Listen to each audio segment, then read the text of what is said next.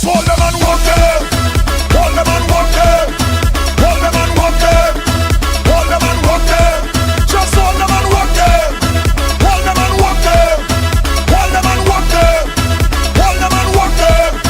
No, we don't business. Oh, no, we don't business. We get on like you don't business. We get on like you don't business. Free up like you don't business. Free up like you don't business. Oh, no, we don't business. Oh, no, we don't business. Recession. No matter we promote a fete, and you must see how we go party to the full extreme and light it up with kerosene. Oh God, the treasury could burn down. We jamming still. We jamming still. Economy could fall down. We jamming still. We jamming. Just hold them and walk them. Hold them and walk them. Hold them and walk them. Hold them and walk them. Just hold them and walk them. Hold them and walk them. Hold them and walk them. Hold them and walk them.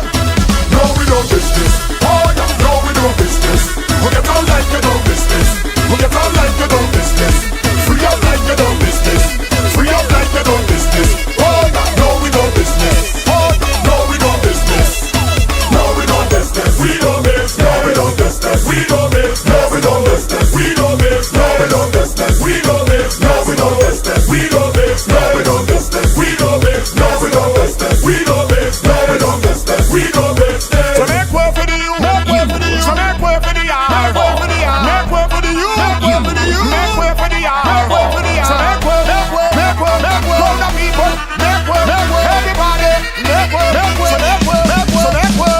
The city could burn down. We jamming still. We jamming still. The building could fall down. We jamming still. We jamming. Just hold them and walk them. Hold them and walk them. Hold them and walk them. Hold them and walk them. Just hold them and walk them. Hold them and walk them. Hold them and walk them. Hold them and walk them. No, we don't business. Oh yeah, no, we don't business. We get on like you don't business. We get on like you don't business. Free up like you don't business. Free up like you don't business. Oh yeah, no, we don't business. Oh yeah, no, we don't business.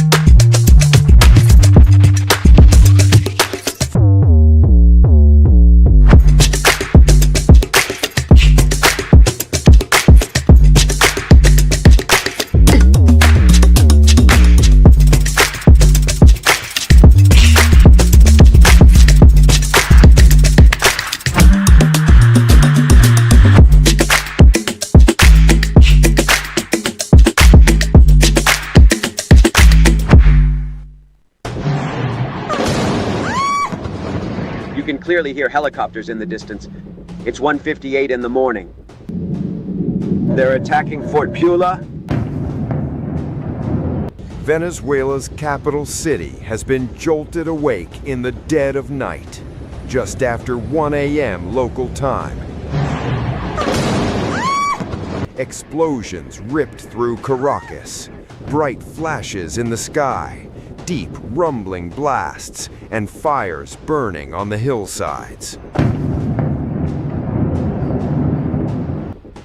Eyewitness videos flooded social media, showing low-flying aircraft, power outages across southern neighborhoods, and residents running into the streets as air raid sirens screamed. Unverified reports claim multiple sites were hit, including Fort Tiuna, the country's main army base, and La Carlota Air Base, a strategic military installation. Other accounts, still unconfirmed, speak of Chinook helicopters overhead, non-stop detonations, and what some describe as military-style strikes across the capital. A sudden blackout has plunged parts of Caracas into darkness, but as of now, no official cause has been confirmed. No casualties have been announced, and Venezuelan authorities remain silent. The explosions come amid heightened tensions as the United States conducts strikes on what it says are Venezuelan drug operations, moves Caracas has repeatedly denounced. One question hangs over Caracas.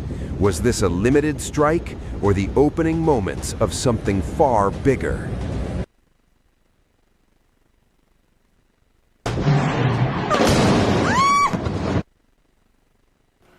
And good night to everyone joining the live broadcast tonight.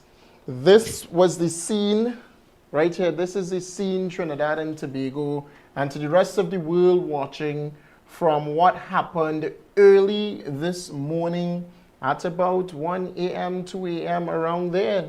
This happened. All right, so special good night again to everyone joining the live broadcast. You are looking at Week in Review. And I don't think that I would have, I didn't want to think that this is how we would have been ending the week, Trinidad and Tobago.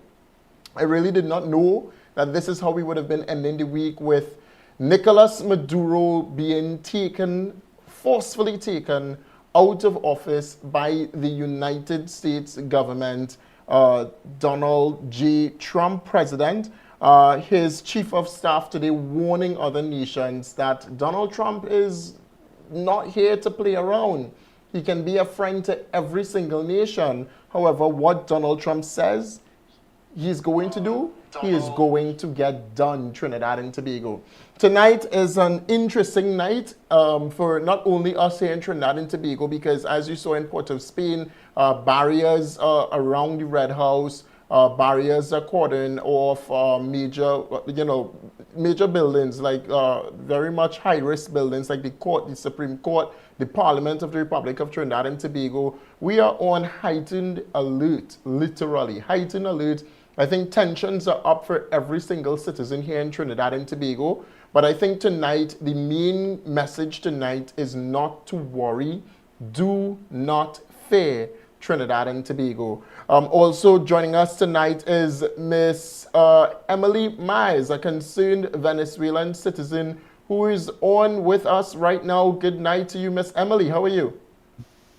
Good night, David. Thanks God, I am really good, excited, nervous, scared, a lot of emotions that all the Venezuelans have at this moment. Emily tonight is going to give us, as she said, just insights into how things are looking in Venezuela. Sorry, she has family in Venezuela. She's residing now in Trinidad and Tobago. However, we'll speak to Miss Emily a bit later today about, what are some of the plans that she might have? What is on her mind? What is she thinking? How is she feeling? Joining us tonight also on the line right now is also Venezuelan activist, prominent Venezuelan activist, Ms. Yesenia Gonzalez. Ms. Gonzalez, good night to you. How are you? Is Ms. Gonzalez on?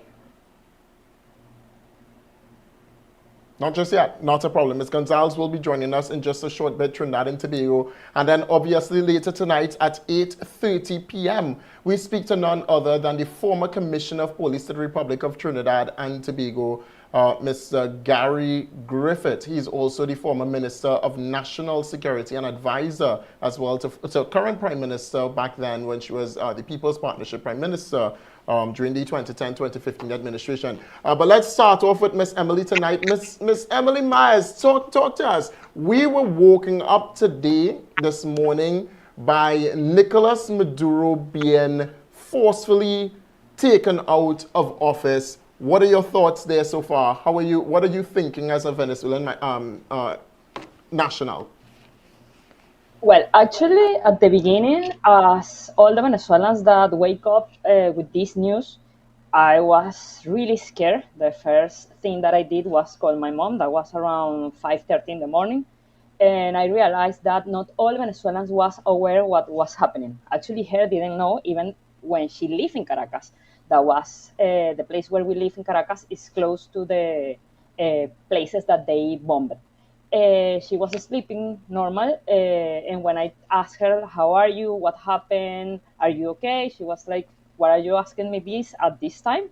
I explained her, and after she told me that she didn't know absolutely nothing, she heard some noises around midnight or something like that, but she thought that was fireworks, and she was like normal, she went to sleep. I talked to her, I talked with other members of my family, and everybody says, even my friends that are in Venezuela, that it's a tense calm, that everybody is like quiet, don't do it, nothing, don't go out because they don't know what will happen. This situation is really new for us, even if we expected for a long time. It's not, we have a way to say in Spanish, it's not the same to call the devil to see him coming.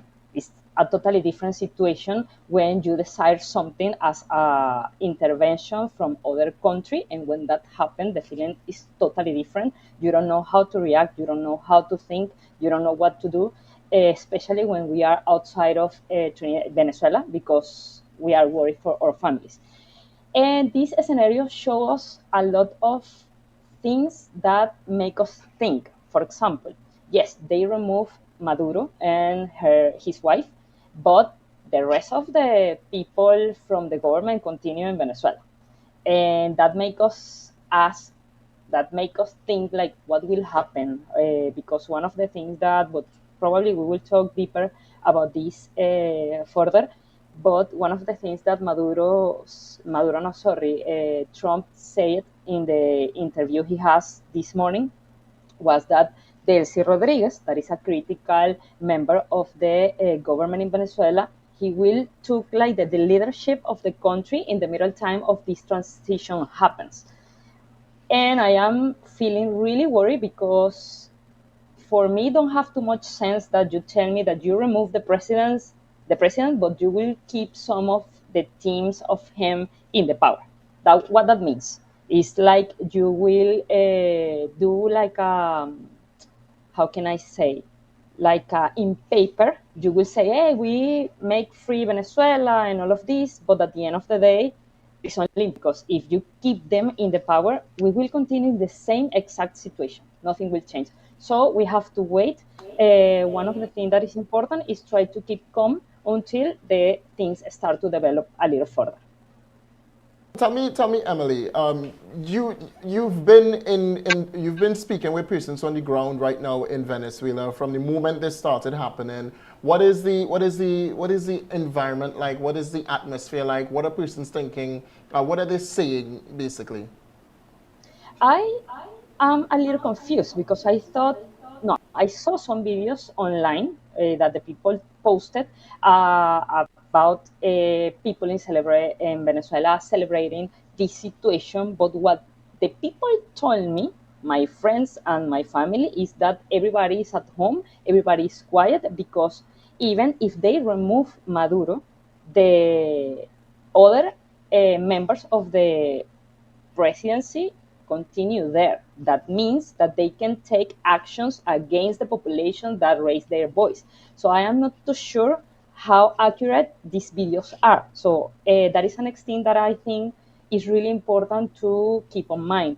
We have to classify the information that we choose to believe, because remember, in this type of scenarios, a lot of false information will be on social media often, and if we don't discriminate what is true and what is not, we can commit some mistakes like spread misinformation. So we have to be really careful about that. What they told me during the whole day was that everybody was scared because nobody know what is happening. Some people went out to try to buy some food because obviously they fear that this escalate and they are not able to find food in the groceries and that kind of things. We have experience with that, sadly. And the people are trying to prepare themselves in case of the worst thing can happen, like this explosion continues or this, how can I say it, armed invasion escalate. And also I mean, looking at the scenes here right now, I want to also just look at bringing in Miss Yacine Gonzalez in just a short bit, because I do see that she is on.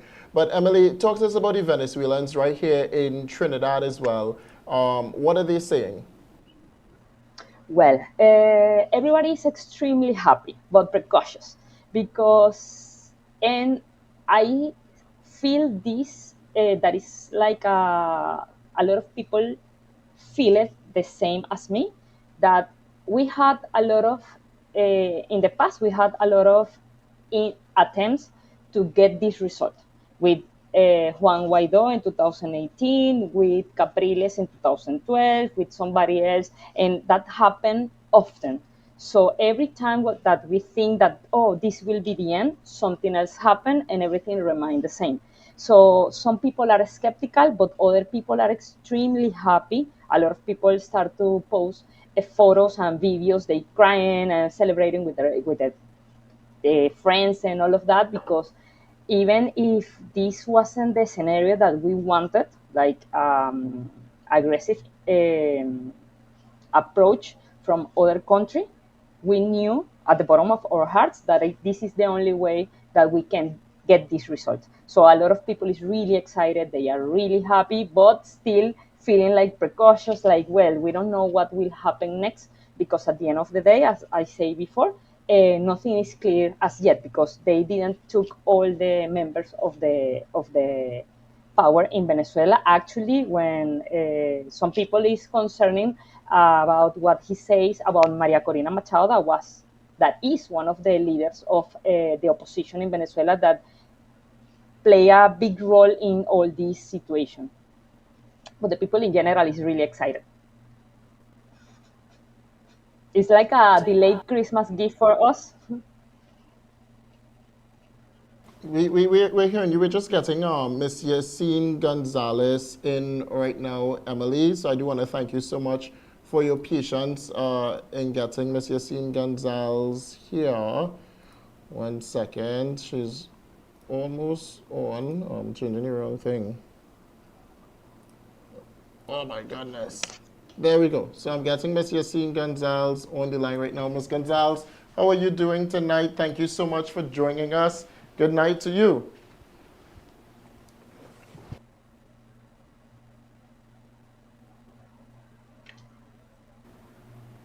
Hello, good evening. How are you? I am happy and I am blessed. We are blessed, Venezuelan. We are really blessed for the experiencing of what's freedom, of what liberation, and basically I am in cloud nine. I am universal. Said there you're in cloud Hello? nine, given what went on. Hello? Can she hear me? All right, so maybe we're having just a little bit of issues there with Miss Yacine Gonzalez joining us. So Miss Emily Myers is still here. Miss Emily, talk to us. So we've been just trying to get everything sorted. So forgive Yes. us there. Is she on? Is Miss Gonzalez on? Just put all three of us on screen. Yes, you hear me? You hear me?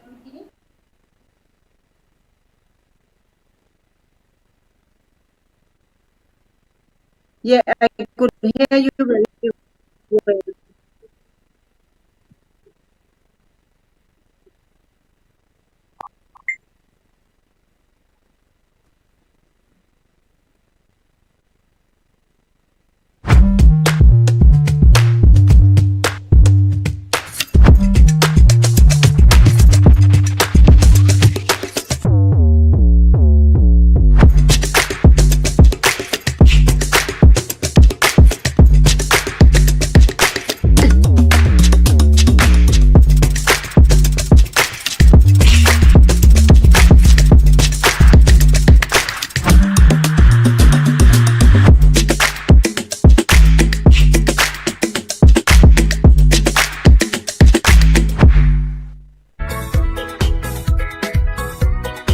Mommy, I don't understand. The day you leave me, the day you leave me, I started to see my way. Eh, eh.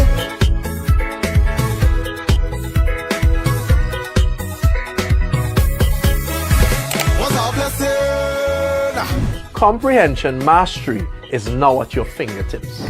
Experience the benefits of one-on-one learning with Learn Smart TT's comprehension and poetry ebook and immersive online course.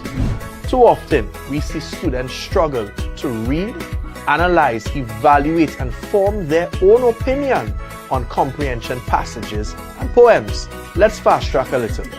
When it's time for students to answer, they rewrite passages and poems, rewrite the questions, give a short, shallow answer, and they miss the depth required to show true understanding and critical thinking.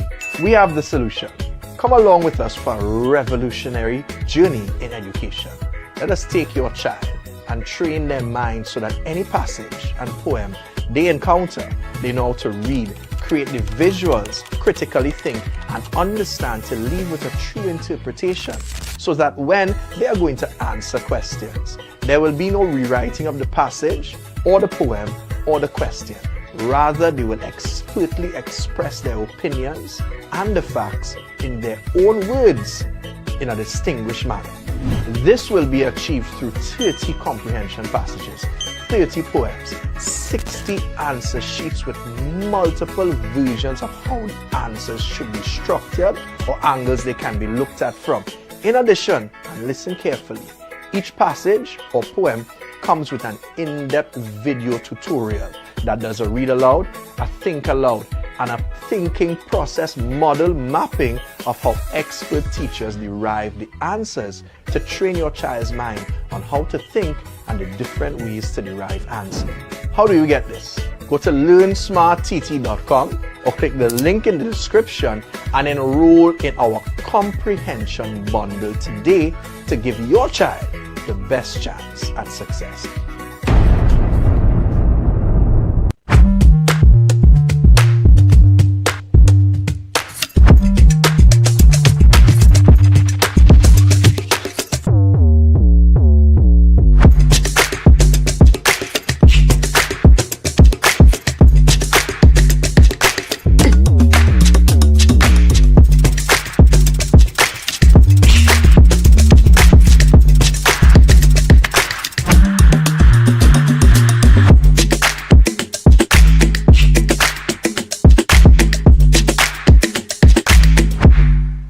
All right, welcome back on the Inside Trinidad and Tobago. We do apologize for the issues there with Miss Yacine Gonzalez. She is on the line right now with us once more, as well as Emily Myers. So we have all two persons with us. Emily, Venezuelan national, and Miss Gonzalez being a Venezuelan activist. All of them here with us right now. Come on, director, let's get all of them up. All three, please. Miss Gonzalez, can you hear me now? A little better?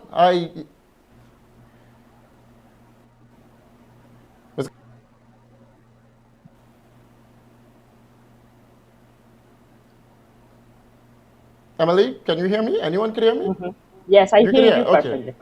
All right, not a problem. So I guess we're having some issues with Ms. Gonzalez there. Ms. Gonzalez, we may have to disconnect you for the remainder of the program. We do apologize, but we're having some internet issues with Ms. Gonzalez. So we're going to go with our Venezuela. Emily, you're now our Venezuelan activist. No, you're the activist right now for all Venezuelans. You speak on behalf of all Venezuelans now. So Emily, let's talk about your journey here into Trinidad and Tobago firstly, and the reason why you're here in Trinidad and Tobago. Number one, we know the issues that are going on in Venezuela. We know that Nicolas Maduro took up power in 2013 from Mr. Hugo Chavez. And from Mr. Hugo Chavez, Nicolas Maduro, former president of of Venezuela, I was about to call it the United States of Venezuela there, my apologies. But we know that he's now taken into custody, but he was the president for almost 12 years. This would have been his 13th year going into election. Mr. Nicolas Maduro is serving as Venezuelan president ever since. Now, a lot of persons left Venezuela because of the dictatorship going on there in Venezuela, that went on in Venezuela, and the president today, Donald Trump, promised Venezuela regime change. But before we get to that, let's talk about your journey here in Trinidad and Tobago firstly, and why you journeyed to Trinidad and Tobago, and if at all you may be inclined to go back to Venezuela, given that there is now a regime change, or there will be a regime change in Venezuela. What's your thoughts? Okay, I will start before my journey in Venezuela, in Trinidad, sorry, will be a little bit of my life in Venezuela. I am psychologist. I have a master's degree that I finished when I reached to Trinidad, a few months after reached to Trinidad. When I was in Venezuela, I had a good job that allows me to don't face the crisis as other Venezuelans, because I realized how bad was the crisis in 2016 until 2017 was after this crisis, because thanks God at that point of time economically I had, like, I cannot say a lot of resources, but at least I have enough resources to live with the basic things. For that period of time, that was almost almost no, it was a blessing, because a lot of people was struggling to pay basic needs as food or other things that was extremely complicated to get. In 2018, I hear that, at the end of 2017, I hear that one of my cousins came to Trinidad in 2016, and she had a good experience. She made a little more money, and she was thinking to come back in 2018. So at that point of time, I talked with my mom and told her, like, hey, if you talk with my cousin, please tell her that maybe I am interested to travel with her to Trinidad to make a little more money and financial my master degree that I was about to finish.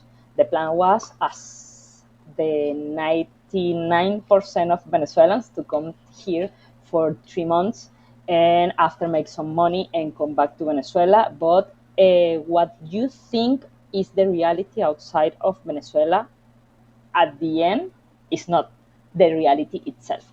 You have to experience how difficult can be migrate to a next country, to face a different language, to face a different culture, to understand deeply how we feel. Because my brother migrate first than me. He travels to Argentina, and he always not complain, but he was always like with that hope, waiting for something happen in Venezuela so he will be able to come back.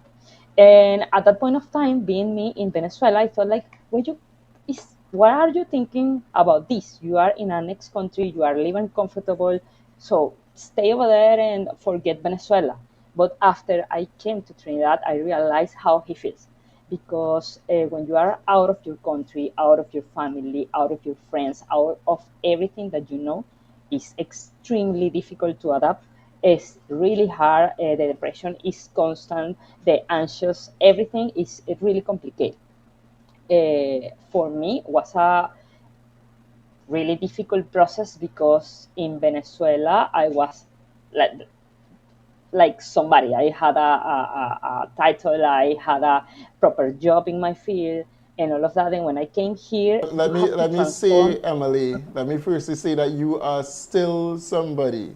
You are 100% still somebody. And what is ironically funny is you and I might know each other because we spoke to each other before. And let me make sure and tell Trinidadians. And let me make sure and tell Trinis it was because of a show. We did a show together. All right. Emily has or had a talk show called the Emily Mize Talk Show. Hope that we could see that sometime soon because it had some really good, fruitful conversations there. But in your journey to Trinidad and Tobago, it was mainly, as you're getting to, mainly because of how destabilized Venezuela was and how uncertain times would have been in Venezuela because of food shortages, drugs shortages, the fact that political rivals or anyone that speak out against the then Nicolas Maduro was arrested, not only arrested but tortured, jailed. They needed to go into hiding. All of this was taking place in Venezuela. I know that at the start of the program, though, Emily, you said that there's still a lot of the Maduro supporters in government. Or Maduro, I know that we spoke just before off air, and you were saying to me that Maduro was just the puppet involved in Venezuela. Now that you're seeing that Delcy Rodriguez is the president now of Venezuela, and I don't think it's going to be for much longer. What is your thoughts then? Do you still feel the uncertainty, or do you feel a sense of rejoice, remorse? What is your feelings now? Well, it's difficult because, as you say, we was expecting this scenario for so long, but we expected in a different way. We expected like, okay, if you will invade Venezuela, you will do something drastically to remove all these people. I know this can be a crazy dream because nothing happened from one moment to the other. It's a process that we have to wait. We have to look forward and try to be patient and hopeful. But at the end of the day, when they say that Delcy Rodriguez will take the presidency of Venezuela now, for me, and I don't want to be like negative or something, is the same thing. Because when we want to rid of them, it's all of them. It's not Nicolás Maduro. Actually, this is only my words. I am more worried about Diosdado Cabello than Nicolás Maduro. Nicolás Maduro is, as you say, a puppet. But Diosdado Cabello, for us, is like the evil in a human body. That person is extremely cruel with the people. He don't have any boundaries. He can do whatever he wants. And for me, it's really complicated the situation that he continued in Venezuela. Today he was walking around the places that United States bombed, and that made me think, okay, if you are not even hide, because the United States is in Venezuela apparently, that made me think, what will happen? What is your role situation now? What will happen with you? But we cannot move. No, we cannot like anticipate what will happen because everything is too recent. Interesting, very very interesting. Now I saw an article today where they did hit, I think, the home of the Venezuelan oh gosh, is it the what is it, the military? They bombed some different places. One of them was the place where the body of Hugo Chavez Frias is buried. Besides that, I think was a few military base in Caracas and one in La Guaira, I think. Sadly, I didn't recall too much information about the places exactly where they dropped the bombs. Take a just now. I think we have the former commissioner of police and the former national security minister on the line now. Is he on? Yes, I think we have Gary Griffith on right now. But before we get to Mr. Griffith, let us just take a quick look at today. President Donald Trump would have spoken on this very issue on Venezuela, the bombing, taking full credit, took out Nicolas Maduro. We're going to speak to Mr. Griffith as well about just basically what he sees as coming. We saw what is taking place in the capital city of Port of Spain as well. We have Donald Trump on standby right now. Let's take a listen to that.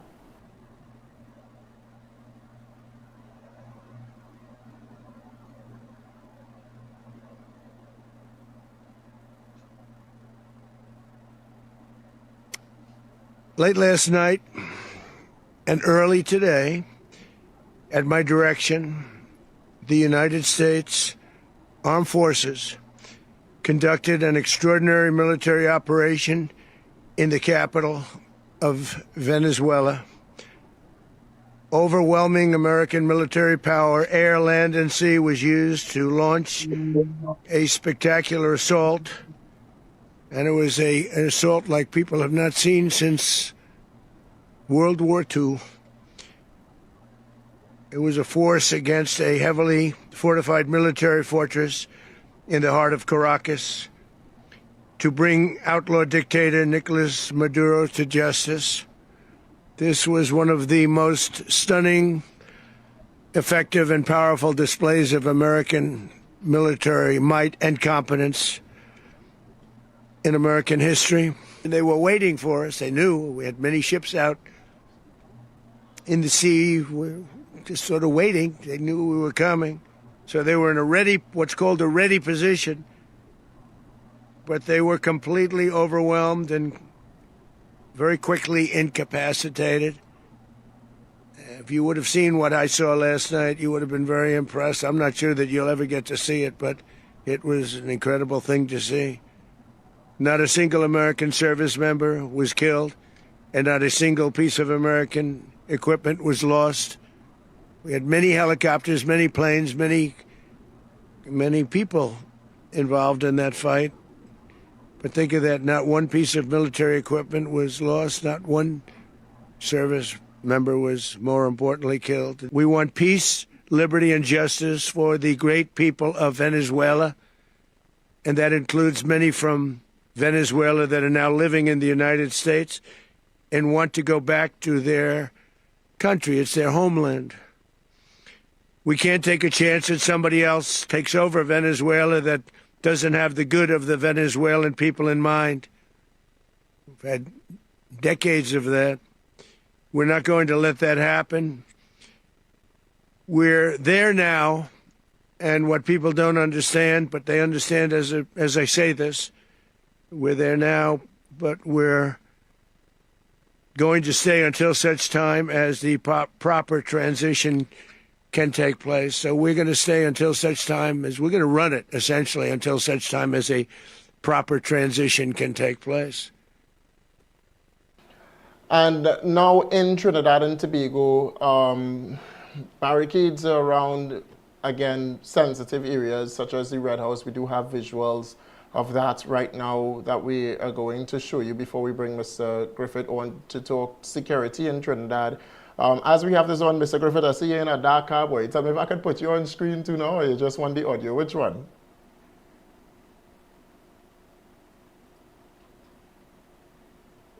On the audio for Mr. Griffith, I can't hear him.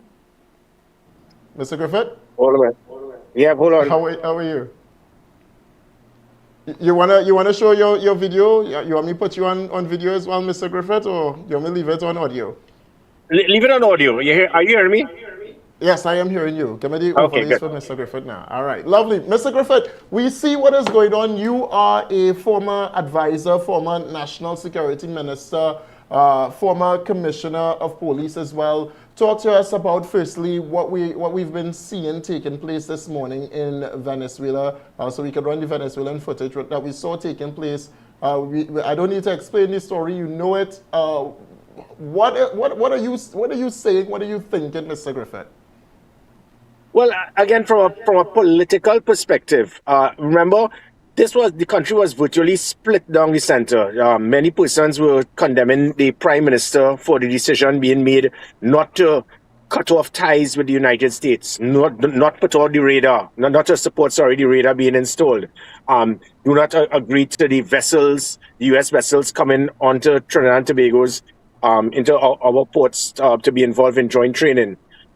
And half of the country there was in support of the Prime Minister. It became very political. Now that the dust has settled and decisions have been made, I could ask every citizen, had Kamala Persad-Bissessar had not agreed with that decision, where would we be right now?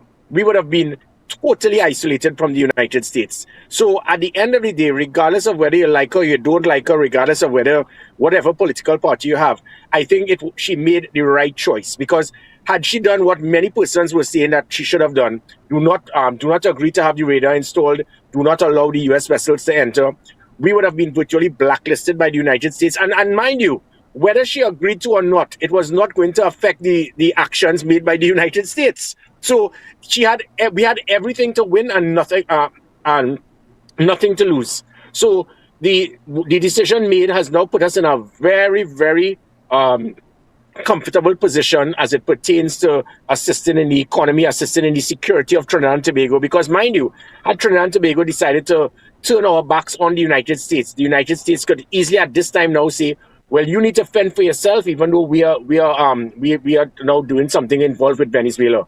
Thankfully, because of the decision made by Kamala Persad-Bissessar, the United States, they are going to remember. And because of that, thankfully, I can see now that Trinidad and Tobago, we are no longer under threat. The threat itself was Maduro. Maduro, at 3 times before the cock crowed, his government, especially his defense minister, the warmonger himself, they stated that Trinidad and Tobago, we were harboring criminal elements that wanted to destabilize Venezuela, and they were going to any country to extract those individuals. That was a threat to invade Trinidad and Tobago. The second one was when they stated all out of the blue that Trinidad and Tobago is a territory of Venezuela based on what happened hundreds of years ago. When people make comments like that, that alludes to them wanting to get back what belongs to them. And then 3, most recently, when the defense minister in his arrogant manner said that if United States does anything to Venezuela, Trinidad and Tobago knows what will happen to them. Those were 3 threats being made. Thankfully, because of the extraction of Maduro, his government being virtually neutralized now, and the United States having a powerful play in Venezuela, I can being somebody with military experience, political experience, I can safely say now that we are in a very good position, and the threat of possible invasion or attack by Venezuela will no longer exist. And I think the only concern I had is I don't think this has been pushed forward properly from the government to the citizens. People were still fearful. I saw things taking place in Trinidad and Tobago today with comments being made by the police that because of the situation, they are going to have higher visibility. So because the United States invades Venezuela, you decide to have more roadblocks to give people parking tickets and tickets for tint. That didn't make sense to me whatsoever. I don't know what was the logic in that. If one country attacks another, what we do is have our military involved. It's our military supposed to be the front line. And I think what was missing, my final point on that is that the government should have had someone with some degree of military capability to explain to the country, we are in full control, there's nothing to worry about. Because of the United States extraction of Maduro, the threat of possible invasion or attack by Venezuela into Trinidad and Tobago would no longer exist. People can feel free to move freely. My final point again, the only thing that let me speak to you on that particular point there, Mr. Griffith, because a lot of persons, I would like to hope at least that government was 100% prepared for something like this to happen. But what about the fallout of all of this? We still see that Delcy Rodriguez is now again she was the vice president, she's now the president of Venezuela. I think the citizens now in Trinidad and Tobago are more so concerned that there will be some major fallout, and Trinidad might be at the behest of this. What are you saying? What is your expertise as a military experienced person? Do you see Trinidad and Tobago at the behest of any fallout of any tensions again now between Venezuela and Trinidad? No, and I'll explain why. This is no longer a Maduro-led government. This is no longer a government in Venezuela where you have an arrogant warmongering defense minister threatening a country. So what what is happening now, Delcy Rodriguez or whoever, I will personally say that the Venezuelan government has collapsed. So it is not that just the extraction of the head and the rest of the body will now build back a new head to do what they did in the past. This is going to be a body that is run by the United States and the individuals. I wouldn't even refer to her now as the president. I would refer to her probably as the CEO, because as the President Trump said, it is a group that is going to run Venezuela. The United States said they are running Venezuela. So this means that Delcy Rodriguez, she's going to have her hands tied. She's not going to have the opportunity to make radical decisions and comments as we would have seen by Maduro and his defense minister, especially against Trinidad and Tobago. So she's going to be muzzled, she's going to be controlled, and with that, it means that actions taken against Trinidad and Tobago would also become neutralized because of the United States involvement in directing Delcy. If at any time Delcy decides to shift and go the wrong direction, she will be removed as well. So let the country your heart not be bothered in any way. This is not a situation that you remove the senior person and the most senior lieutenant is now going to continue where they left off. That is not going to happen. The United States involvement in Venezuela, they are going to have full control in all actions. So it is not going to happen that Venezuela could have the opportunity to say that they are going to threaten another country, especially those that would have been supportive of the United States, and is definitely they're not going to allow Venezuela to attack another country that was there and did not turn their backs on the United States. So that I can give the assurance to the public.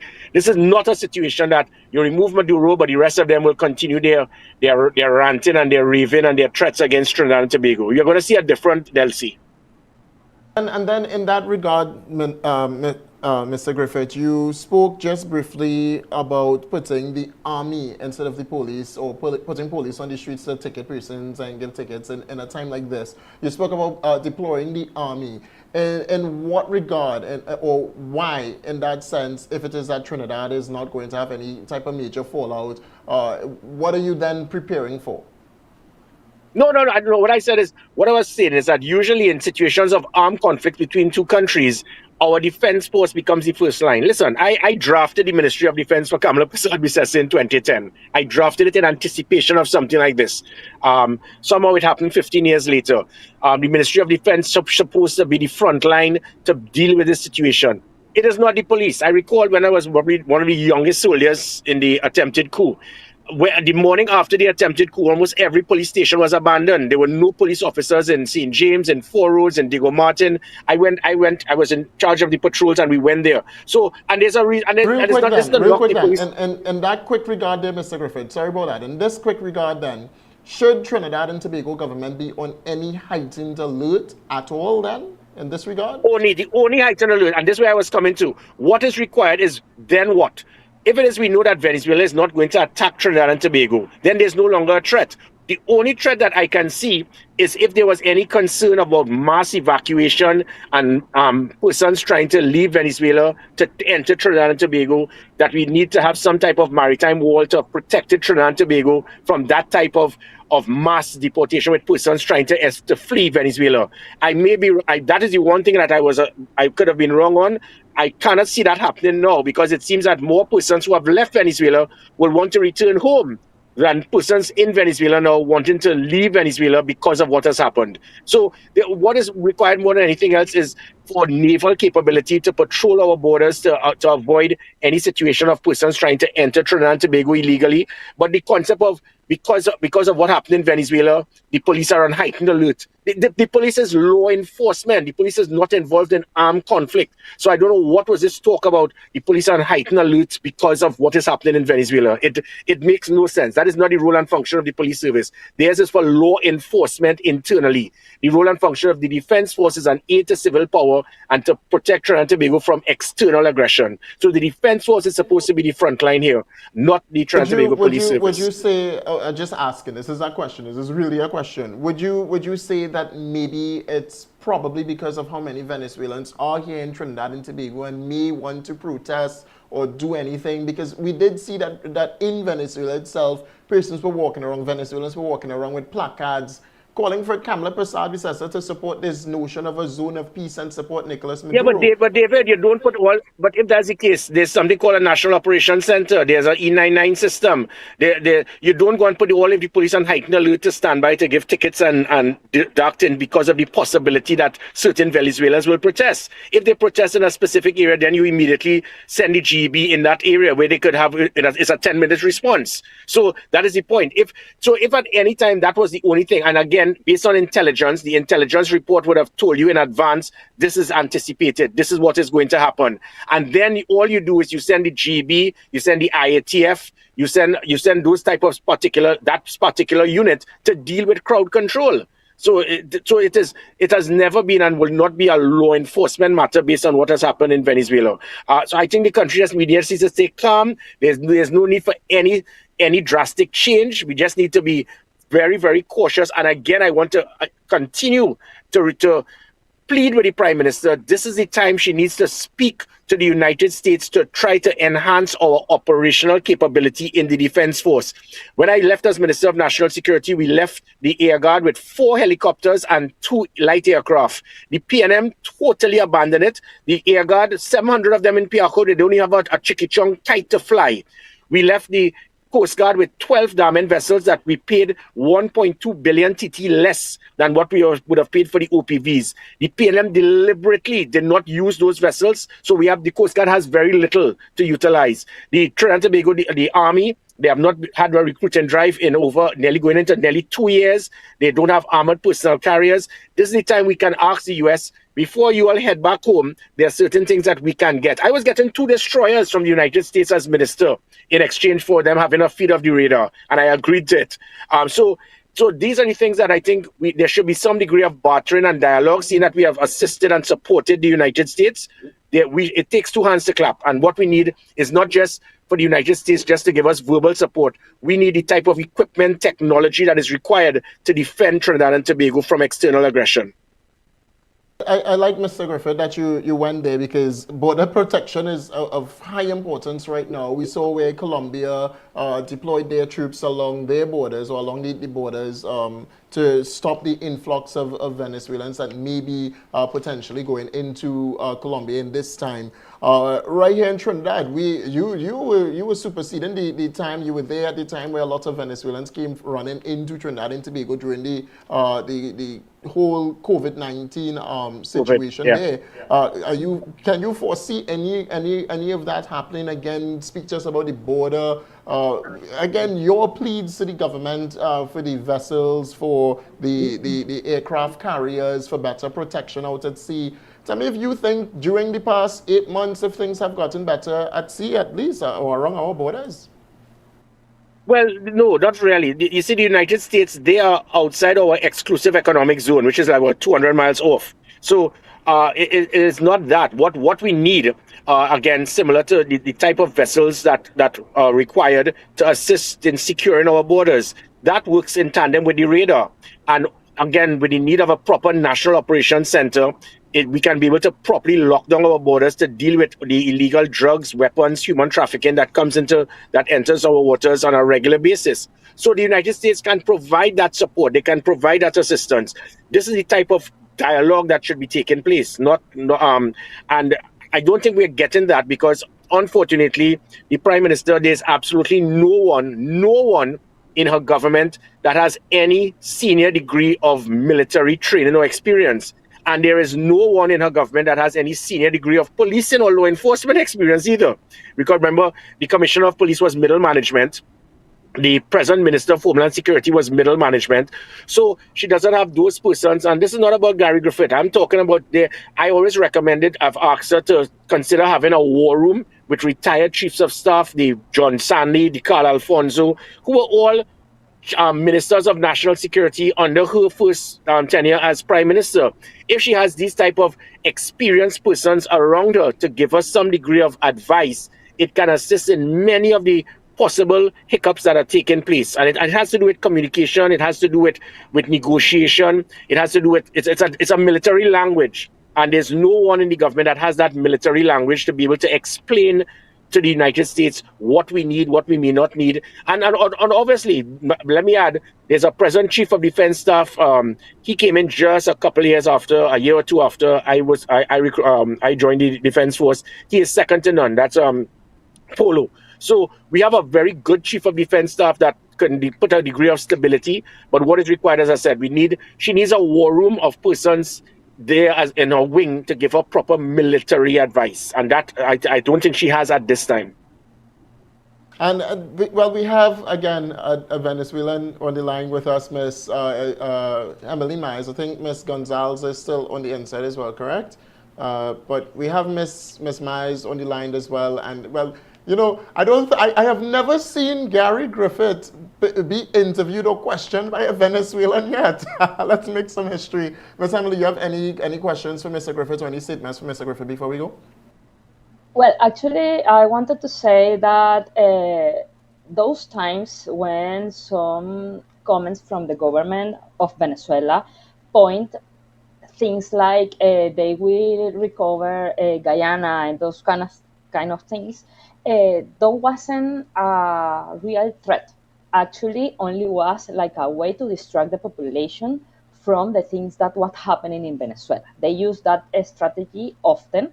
And when they mention other countries like we will take back Guyana or we will take back, I don't know, Trinidad because this belonged to Venezuela several years ago, it's only a way to distract the population of something that they are doing in Venezuela. Because remember when they started to talk about that, I think that was last year, I don't remember exactly when, specifically in Across Guyana, the capital. that they started to say, Guyana is not us. They, A sudden blackout has plunged finish with that after a while. Apologize there, Miss Emily, because we played a clip and lost you there. But I think I understand what you're saying. You're saying that the threats basically to Guyana to take back Guyana or to take back Trinidad was just being used as a distraction, basically. Against what is going on there in Venezuela.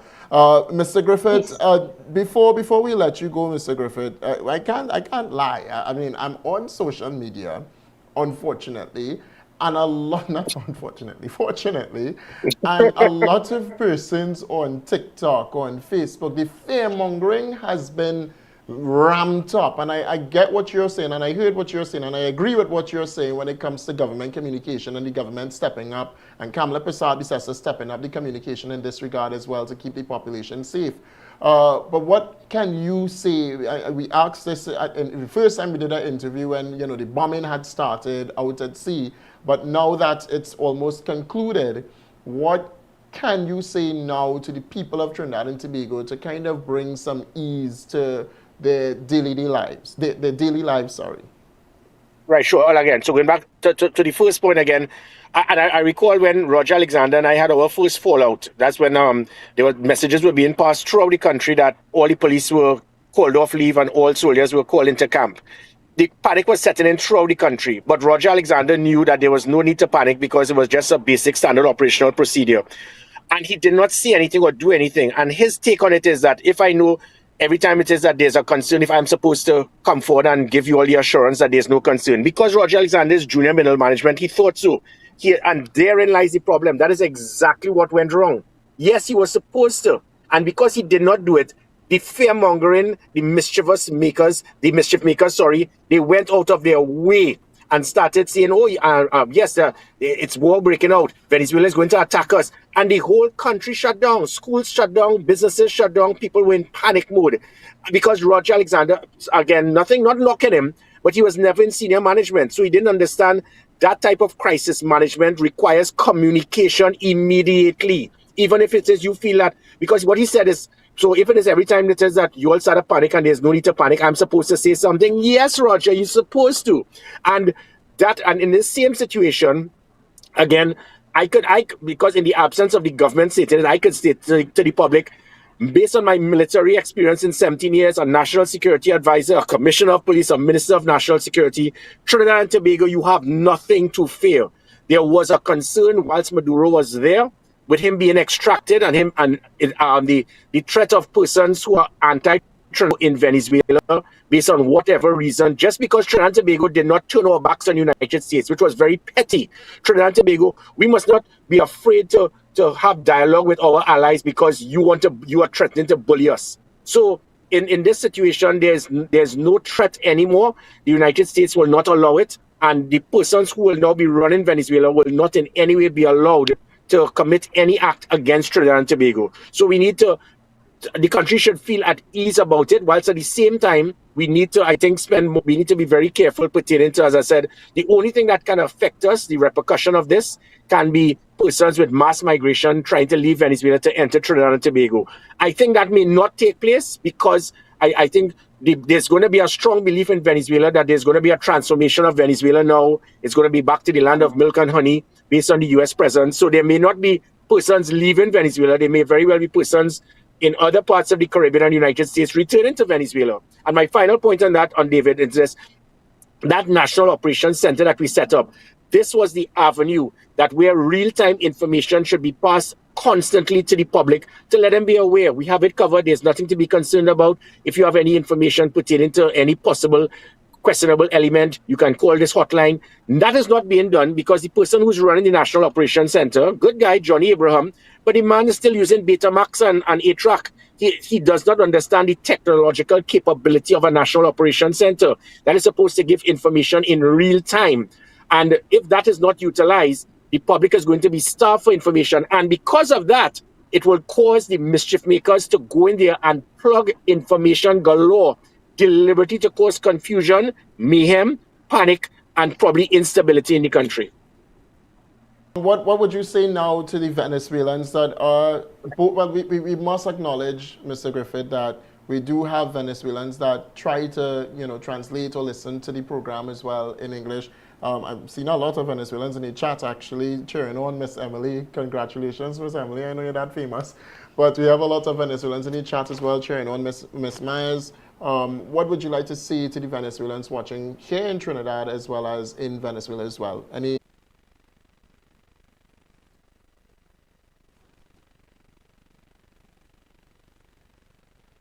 So let's take the photo director, just see, and let's pause for a second. Let me see if we can get this back up, right?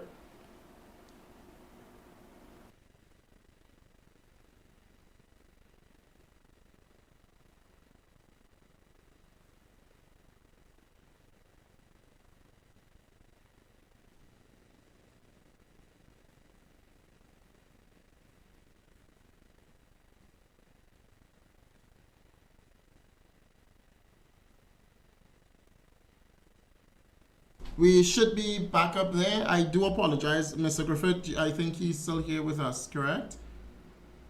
Mr. Griffith?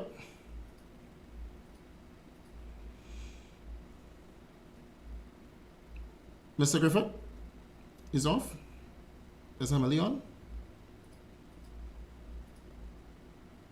No one is on? Is the stream is back up at least? All right, guys, I do apologize for any issues. She's still here. She's telling me that she's still here. Emily. Yes. Hola otra vez. All right. Oh God, boy. Oh, I know my editor watching. The editor like we just dipped. We took a dip. And that's the PNM. Is Gary Griffith still on? Is Gary still on? I'm still Mr. on. Griffith. Yeah, I'm still here. All right. I do apologize there, Mr. Griffith. You know where this goes. Talk to us. Yeah, but what I would say is that there was a moratorium giving all persons the opportunity to be regularized because there are so many persons who are here illegally, and they have been providing so much for this country. So it's not to say that they are not employable, but many of them have been below the minimum wage in atrocious working conditions. It has been a byproduct to child prostitution and so forth. And I just hope that this can be an opportunity for us to have that moratorium to regularize those persons who have been here for so long and have not been given the opportunity to do so. It is quite possible, again, that persons from Venezuela may decide to start returning home rather than it being in the other direction. But until then, persons who are here in Trinidad and Tobago and have provided and been an asset to Trinidad and Tobago should be treated in a humane manner And that can only be done if it is we could start to allow these individuals to be regularized through a moratorium of 3 months, giving them the opportunity to come to immigration department to allow that to happen. All right, Mr. Griffith. Anything that you'd like to say? Let me say this, Mr. Griffith. Let me say this. You know where I stand, and I 100% will always keep speaking to Mr. Griffith, no matter what. All right. The views expressed are that of Gary Griffith, because he ain't getting me in trouble, Griffith. But I appreciate you 100%, Mr. Griffith, coming on, Uncle Gary. One thing that I think the country can never say, and politicians can never say, moving forward, even how much we might disagree with each other, I don't know, in the future, political beliefs, yada, yada, yada. There was a point in this country, and there still is a point in this country where persons had absolutely, and still do absolutely, trust Gary Griffith, where they wanted Uncle Gary, they wanted to see Uncle Gary fight crime, and your legacy would leave it for itself, where persons have said and will continue to say that there was a level of trust within the Trinidad and Tobago Police Service when you were the Commissioner of Police, and also you were the go-get-it-done type of person, despite anything that anyone would say. All right? So I do want to thank you so much, Mr. Griffith, for joining us on the line tonight. And once more, I would make it clear, the views expressed are that of Gary Griffith.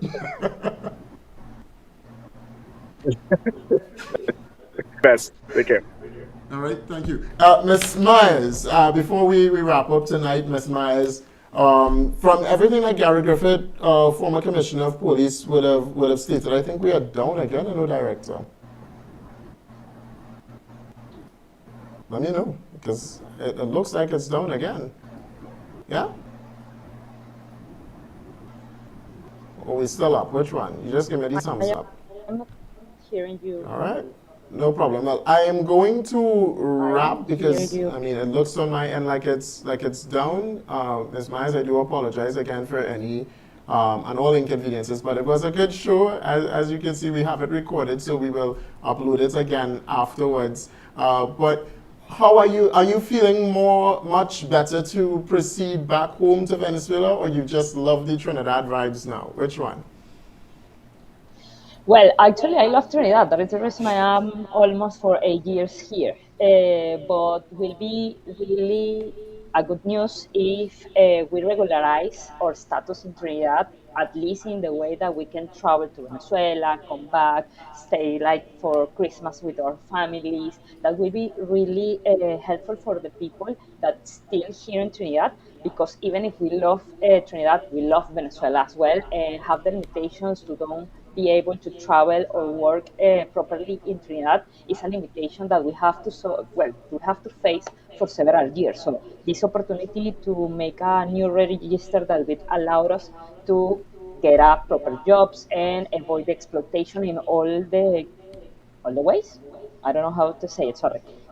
Will be a really good benefit, not only for Venezuelans, because every time that migration started in a country, this brings more resources in the economy, because it's more people investing in other things than the local people, and this always, in general, around the world, increase the economy of every country that receive migrants. So even if we have some things that are not the best, for example, the illegal things that sadly some of the people are bringing from Venezuela, like the guns and the drugs, I think that when they regularize the, how can I say it, the status of the Venezuelan, they can control better that situation. So it will be a win-win for all those parts, from us and for you, for Trinidad.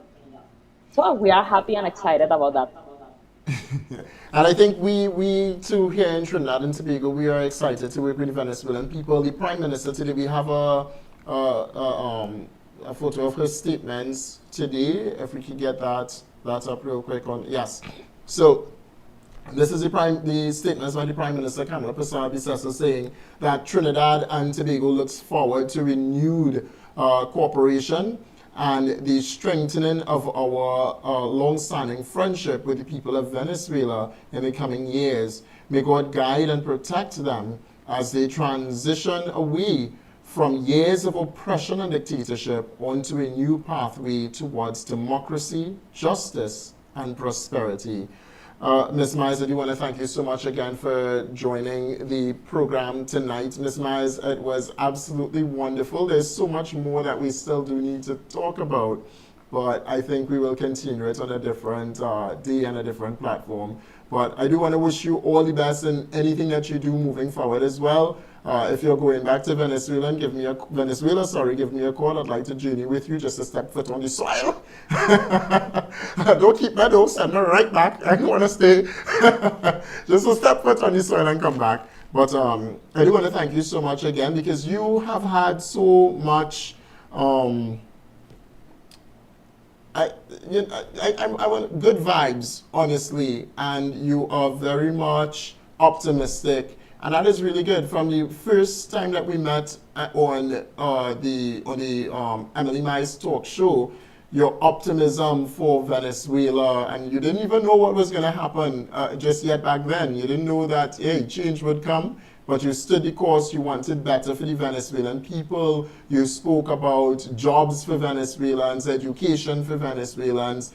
You are a psychologist right here in Trinidad and Tobago as well.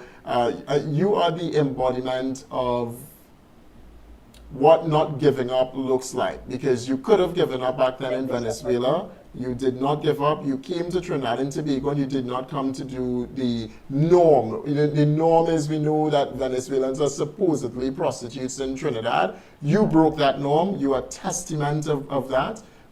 And you have a story to tell. I'm hoping that one day maybe Emily Mize would write a book about her journey from Venezuela to Trinidad, and then, you know, onto the media airwaves. Thank you so much for the invitation. I enjoyed too much this conversation, because bring us some light for Venezuelan people in general, not only for the situation in Venezuela itself, but for the situation for us in Trinidad and Tobago, that is really critical for us, and it's really important to know what will happen next. So thank you so much for the invitation. And thank you so much for everything that you support me in the show. Not a problem. Anytime. Thank you so much. I'll provide a copy of this interview for you later. It will cost $10,000 for you to join this one. All right, goodbye. Ouch. All right. Trinidad and Tobago, that was Miss Emily Mize there. Thank you so much again for joining the live broadcast tonight. Literally, we jamming still, Trinidad and Tobago. We ain't stop. We jamming still. But before we go there, just pop that picture with Nicolas Maduro. You can pay full screen for that picture with Nicolas Maduro, you know, arrested. And we'll just take a final look. A final look at that. Oh, gosh. Look at that. A final look. Nick. Put one dog, we jamming still, we jamming still. The building, put one dog, we jamming still.